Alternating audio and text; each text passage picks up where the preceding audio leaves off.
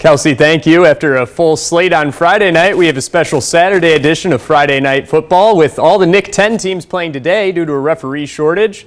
Harlem and Auburn were the only teams playing under the Saturday night lights, and we'll take a look at that game. Yeah, there we are. It was a perfect night for football out there, and Auburn's offense was sharp coming out of the gates in the first quarter. In the red zone, Patrick DeBose Jr. gets the first touchdown of the game.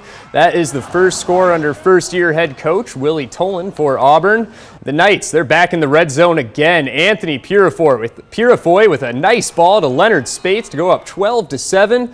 Harlem would get a pick off Purifoy and then draw up an end around to Jamani Muhammad. He turns on the Jets. He sneaks into the end zone untouched.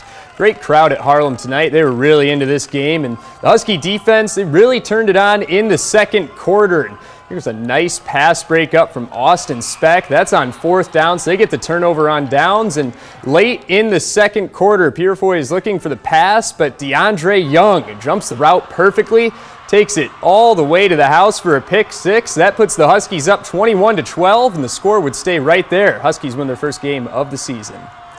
East and Boylan meeting up at Titan Stadium to kick off their seasons, and Titans offense, they were looking strong right out of the gate. Connor Dennis shows off his arm, hitting Rasheed Johnson deep.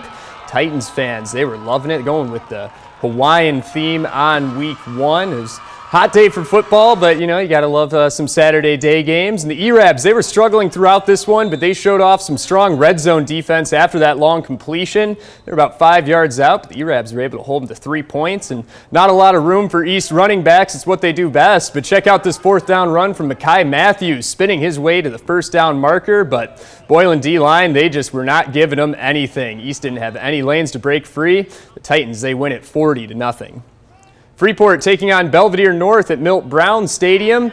It's the Pretzel defense here making a statement in the second quarter. This Dawson Holland sack sets Freeport up with great field position. The offense takes advantage. Denarius Takes goes off tackle and fights his way into the end zone. It's a one-possession game in Belvedere. Blue Thunder coaches keeping their guys in it. They respond with Nico Bertoliono, who follows good blocking, almost untouched into the end zone.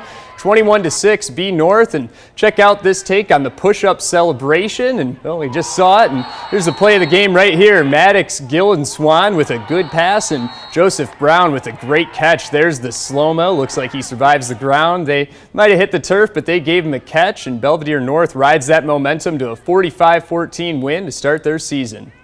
Another Nick 10 action. Belvedere taking on Guilford and Rockford, and it was the Javon Jones show out at Guilford. There he is. He's showing off the balance on the sideline, and it's a big catch and run for the Vikings, and they would end up going for it on fourth down, but the Belvedere defense, they would stand tall and get the turnover on down. Some nice push from their defensive line, and here's another play from Javon Jones. He looks like he's got the whole Belvedere defense on him. He just keeps the legs turning. He's still going. He just would not go down. He looks like he's in for a big season. How about one more play from Jones? He shows off the hit stick to get into the end zone. That's a huge hit. They go on to win it 32-0. The final game in the Nick 10, Hononegah taking on Jefferson. We're going to start in the second quarter with Eston Fitcher. He throws off some nice moves, gets through that Jefferson defensive line, and they go up 21-0.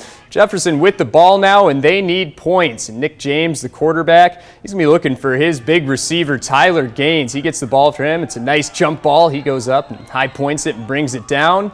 And they're going to look right for him again in the corner of the end zone, and they get the PI call. And they are going to have another chance at the end zone. They're able to run this one in, but they want to keep the momentum going. Down 21-6. They're going to go for two. They got a little wildcat offense going and bounce off to the right side to go up or beat up.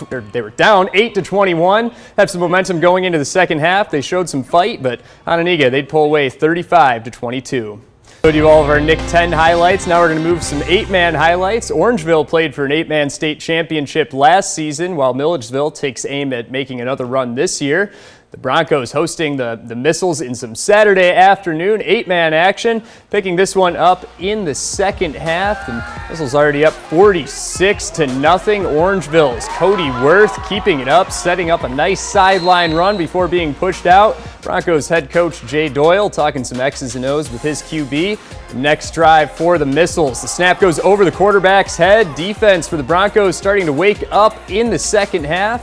And Oseville's Blake Folgate with Nice run on 4th down, and it's going to set up a nice touchdown for himself coming up on this play. He powers through that defensive line, and Missiles, they go on to roll 46-8. And Aquin taking on West Prairie in some other 8-man action. In the first drive, West Prairie taking an early shot, and look at this cannon from the quarterback, Ashton Barkley, finding Denver Mitchell deep. West Prairie goes up early. Aquin head coach Bill Shepard trying to keep his team in it. Ensuing return, Aquin's Reed Pearson. He's showing off some shifty moves on the return. Look at him go, a little juke there at the end, and it was a back and forth affair, but West Prairie, they would pull out the overtime stunner. They would go on to win it 39-38. And for today's play of the day, we go back out to Belvedere, where Blue Thunder quarterback Maddox Gillen-Swan, he puts one up for Joseph Brown. He comes up with a crazy catch. Let's look at it one more time. He goes with one hand, and it was a close play, but the ref gave him the catch, and we'll show you our top 5 plays of the week tomorrow on 13 News at 10. For now, that's going to do it for sports. We'll be back to wrap things up right after the break.